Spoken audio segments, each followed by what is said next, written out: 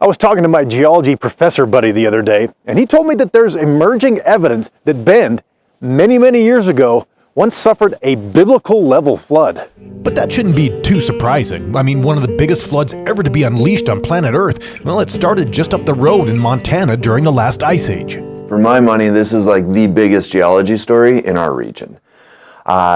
Historically, it really put the Pacific Northwest on the map because it was such a big deal geologically. Nobody at the time in the early 1900s thought it was possible to have huge, epic floods that defy the imagination. While there have been many catastrophic ice dam floods throughout Earth's history, around 15,000 years ago, give or take a few thousand, an ice dam was created near modern-day Missoula, Montana, that backed up for so long that the water reached over 2,000 feet deep, and the volume was that of Lake Ontario and Lake Erie combined.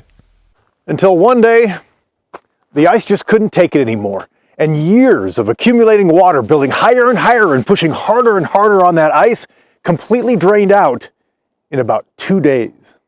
So the lake comes ripping out, and it rips its way through western Montana and all through eastern Washington. And in eastern Washington, it did tremendous damage. The scale of erosion is almost incomprehensible. Thanks to the folks at NC3D in Portland and Central Washington University, we can kind of get an idea. This is modern-day video combined with a computer animation that shows roughly what the event would have looked like going over Dry Falls in Central Washington. We do know that humans were in the area when it happened. If they were on safe ground, it would have been a spectacular sight as it slammed through Washington and eventually gravity carried it down to the Columbia River Gorge. The Missoula floods did not create the Columbia Gorge. It was already there. They just made it bigger. The volume and speed of the water was so extreme that tributaries like the Deschutes River actually reversed course, and evidence of the sediment traveled for miles upstream. The water would have flowed upstream, which is kind of crazy to think about, water flowing upstream, and was dumping sediment all the way up to Moppet.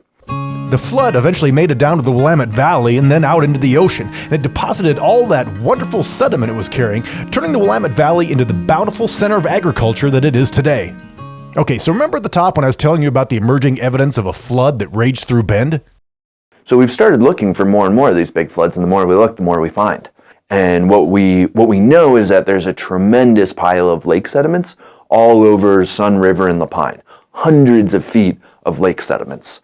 And if you'd actually been in Bend when the lake dam broke, you probably would have wanted to have gathered your animals 2 by 2. And now we're just starting to find evidence that there was a big epic flood, meaning the dam would have catastrophically broken all at once and huge amounts of water would have gone ripping down the Deschutes through Bend and beyond. And you don't have to go far to see the evidence of this epic flood. The best evidence of that is Riley Ranch.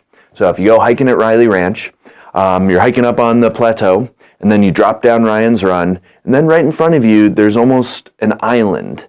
It's a hill. So it's not an island, but it's surrounded by channels on either side. That hill has boulders on the top of it. We're talking at least 100 feet above the Deschutes River. And those boulders, very clearly to a geologist's eye, were tumbled by a flood and put up there. So go hiking at Riley Ranch, look at that hill, and start thinking of what that flood must have looked like to be tumbling boulders the size of cars up to the top of that hill. It would have been just as impressive as the Missoula floods, if on a slightly smaller scale. So move over, Noah. But yeah, we've got our own epic flood story. For Central Oregon Daily News, I'm Scott Elnis.